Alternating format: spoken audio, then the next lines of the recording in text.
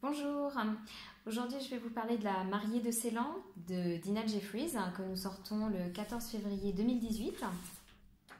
Voici la couverture. Alors La mariée de Ceylan, à savoir que ça a été vraiment un de mes gros coups de cœur de l'année dernière et je suis vraiment très fière de le publier lors de ce premier semestre 2018. Pourquoi j'ai aimé ce roman? Tout simplement parce qu'il est immersif. Dinah Jeffries a une écriture absolument extraordinaire où on arrive à être totalement immergé dans le Ceylan des années 20. Elle a une écriture qui est pour ce roman quasiment synesthésique où les sens se confondent. On sent vraiment les épices quand on tourne les pages, on voit les couleurs. Et d'ailleurs les couleurs dans ce roman sont vraiment d'une importance capitale puisque Gwendoline, lorsqu'elle arrive d'Angleterre, on va tout de suite lui dire, en fait, elle a à peine débarqué à Colombo, qu'on va lui dire que vraiment les couleurs dans ce pays, tout est affaire de couleurs. Et ça se cristallise vraiment au cœur de l'intrigue que je vais vous raconter assez brièvement. Donc Gwendoline, comme je le disais, arrive d'Angleterre, on est dans les années 20. C'est une jeune femme qui est assez naïve face à la vie, mais qui est totalement amoureuse de son mari, qui vient de faire un mariage idyllique. Son mari, qui s'appelle Laurence, est un riche planteur de thé, donc pourquoi elle le rejoint à Ceylan.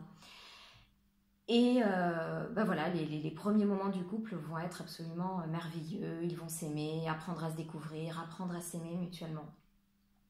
Et Gwendoline, peu de temps après, pour leur plus grand bonheur, va tomber enceinte. Malheureusement, le fait de... voilà, il faut quand même préciser aussi que Ceylan peut paraître idyllique, un très beau pays, mais c'est un univers totalement différent de ce qu'elle connaît et il faut quand même qu'elle se fasse une place et dans ce pays et dans cette plantation. Elle va découvrir les tensions qu'il peut y avoir entre les différentes ethnies, les tensions également politiques qui viennent d'Inde à ce moment-là, contre la colonisation britannique. Et voilà, bon, il y a plusieurs événements qui vont faire qu'elle va de plus en plus peut-être douter d'elle. Et lorsqu'elle va accoucher, elle va accoucher de façon surprenante de jumeaux, mais son fils est blanc et sa petite fille est métisse. Et alors là, c'est le grand bouleversement parce qu'elle va être évidemment submergée par l'incompréhension. Pourquoi ?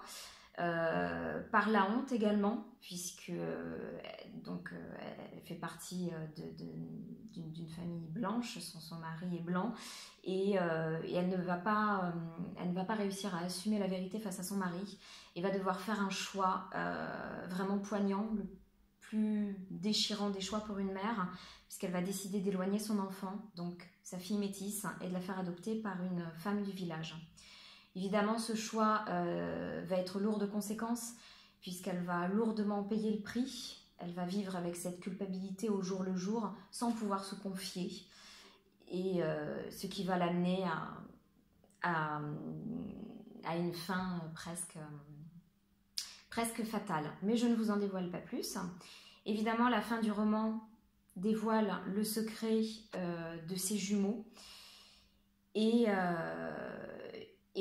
voilà, c'est bouleversant. Et ce qui est absolument poignant, et ce que j'ai vraiment adoré dans ce roman, c'est l'évolution du personnage féminin.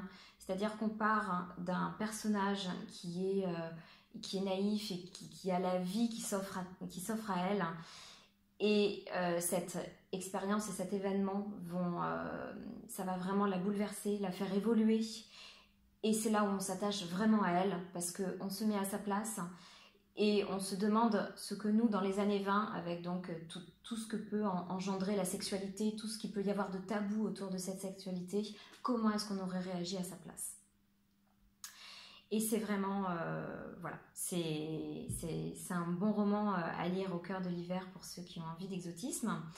Je disais tout à l'heure que l'écriture de Dinah Jeffries est immersive. Et je confirme, c'est dire, parce que pour la petite anecdote, je reviens d'un voyage en Inde et juste après j'ai dû donc valider la traduction et j'avais l'impression de me retrouver une nouvelle fois en Inde. C'était, voilà, c'est dire à quel point Dinah Jeffries a vraiment bien su capturer l'âme de l'Inde et de Ceylan. Cela me permet de rebondir sur la collection. Sur la collection Milady Romans, romans historiques féminins, ou romans féminins historiques plutôt. Nous allons publier en 2018 d'autres livres dans cette collection. Et La mariée de Ceylan est vraiment le livre phare pour cette collection, mais qui comporte tout ce que je voulais, voilà, tout ce que je voulais donner comme identification à cette collection, à savoir des livres empreints de mystère, de suspense, qui peuvent s'affilier aux grands classiques du genre comme Daphné du Maurier ou Jane Austen ou Edith Wharton. Et j'aime énormément les grandes histoires d'amour qu'on découvre dans ce livre-là, mais dans également d'autres productions que nous aurons en 2018. Et puis le côté historique pour moi est important, voire peut devenir un personnage secondaire dans la mesure où j'ai vraiment besoin d'apprendre en fait en m'amusant, et je trouve qu'il n'y a rien de mieux que de contextualiser une histoire dans un cadre historique, et je trouve que c'est la meilleure des solutions pour lire une belle histoire tout en apprenant.